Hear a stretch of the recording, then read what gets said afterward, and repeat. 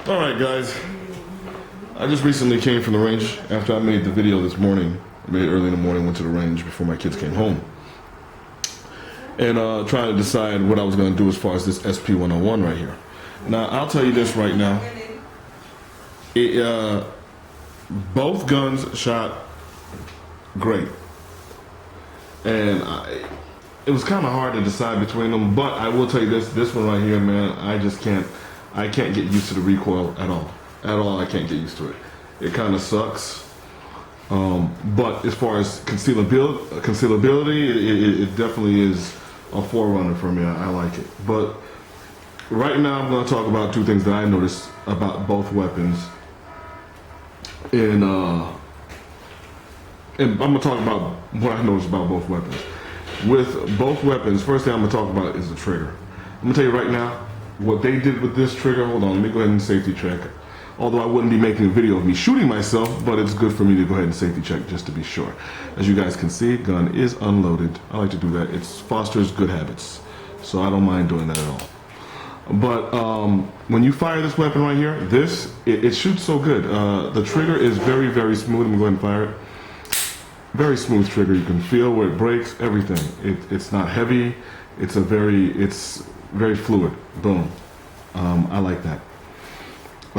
Not to mention it's extremely light. So that, as far as the trigger, this right here is number one. This trigger, I just got this gun, and I'll tell you right now, was it bad? No, it wasn't bad. It wasn't the greatest trigger pull I ever had, particularly in double action, because obviously if I were ever to get into a firefight, it would be in double action. I don't think I'd have time to put it into single action. So,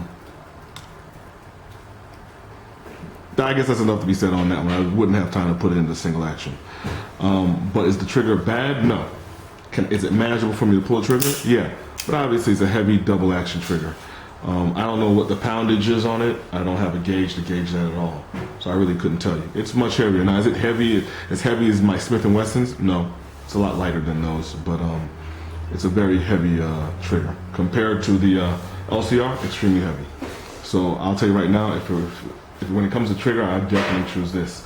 Now, as far as holding the gun, the grip, the way I felt with the gun in my hand, I'm gonna tell you right now, this wins again. Whenever I hold this in my hand, I like these whole grips that it comes with. You could probably get better ones. I probably get better ones to probably change this out, and they'll probably just be just as good. Which is probably what I'm honestly thinking about doing. That's probably be 100%. This grip won't be on this gun by the time you guys see it again. Now, with this one right here, it feels so good.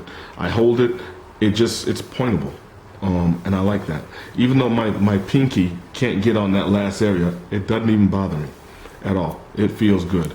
Same thing to be said with this one, but it's a much larger weapon, so I can get most of my pinky on the weapon, and it feels good. I just don't like the grips, all right? I like the little ridges that go in there, finger grip ridges that you can go in there. But as far as feeling good, it feels good. It's a nice rubber grip, or plastic, I'm not sure, but I'm pretty sure it feels like rubber, and so is this. But I like these better. And as far as concealability, now this is a much lighter gun than this. I forgot how much this weighs. I think it was like 18 or 15 ounces or something like this, and this weighed about 25, 26 ounces. That's a noticeable difference carrying a gun. I didn't carry this. I have carried this, so I'm not going to talk too much as far as the weight of these two weapons. But because I didn't carry it, so I can't tell you how uncomfortable it is carrying this, the sp101 compared to the LCR. I'm not going to talk on that because I haven't carried both. I've carried this, and I'll tell you right now, just on weight alone, I can guarantee you this is going to be much more comfortable to carry compared to the sp101. Now, moving on, I'll tell you right now, shooting them both at the range. This is a 38, and I fired 38s out of both of them.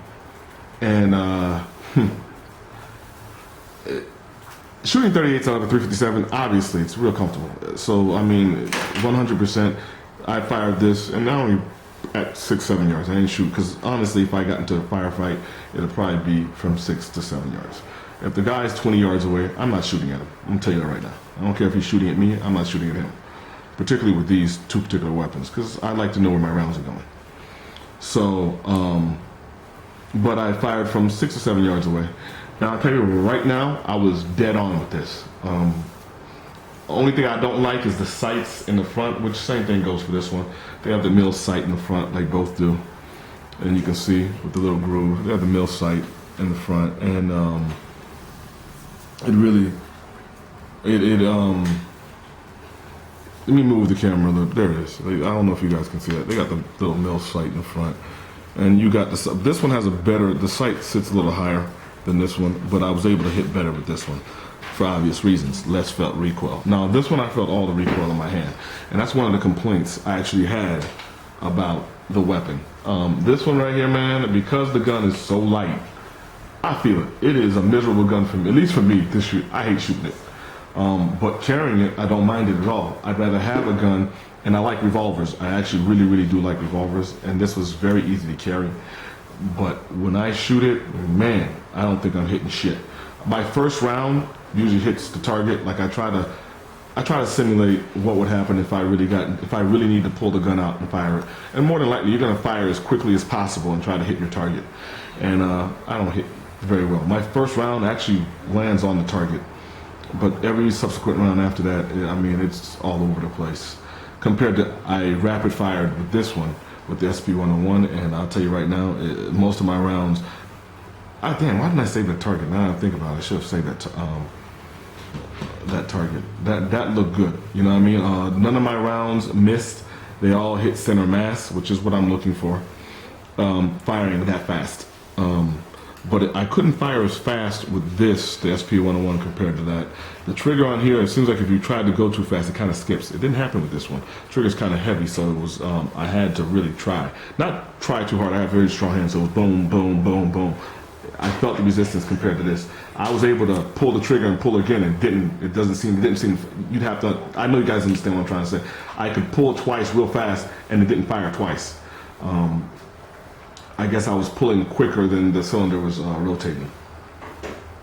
So other than that, that was the only issue, and I couldn't believe I could pull the trigger that fast. I got some strong hands. Really, outside, right now I'm still leaning on this one. This is probably going to still be my carry gun, only because it's lighter, the trigger's smoother, it's easier, it's a lot smaller, well, not that much smaller than the barrel's a little longer. Down here it's a little shorter by less than a couple millimeters. This is still what I want. I'm going to change out the grip on this, get a better grip, see how comfortable it is, and try to carry this. The only thing I was looking for, and I know you guys probably didn't, for anyone who's watched the other video, I wanted the bobtailed one, because obviously if you're pulling that from your pocket, which is what I like to do, pocket carry quite a bit, that's going to be a problem with the hammer. This has an internal hammer, obviously the hammer is exposed here and you can see it. Outside of that, they're both great guns, but if I had one to choose, it looks like the LCR would win with me. I'll tell you this right now, yeah, the LCR would win. Guys, that's all I pretty much had to say. I just want to do a little quick comparison on the sp101 and the LCR, and for me, the LCR wins. Have a nice one, guys.